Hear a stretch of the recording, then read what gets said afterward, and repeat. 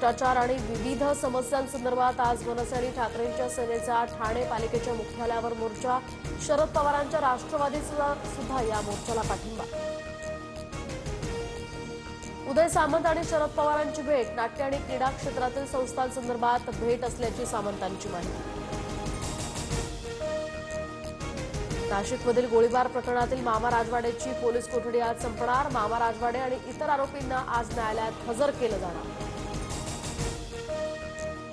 मुख्यमंत्री फडणवीसांच्या उपस्थितीमध्ये अमरावतीत आज भाजपची विविध विभागांची बैठक. तर आगामी स्थानिक संस्थांच्या निवडणुकांसह शिक्षक मतदारसंघाच्या निवडणुकांच्या पार्श्वभूमीवर सुद्धा यामध्ये चर्चा.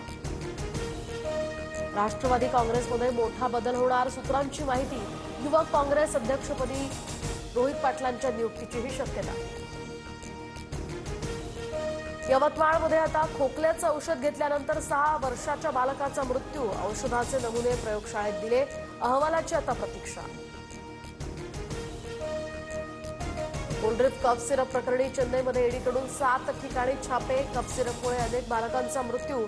श्रीसन फार्माशी संबंधित अधिकाऱ्यांच्या घरांची ईडीकडून झडती. सूत्रांची माहिती.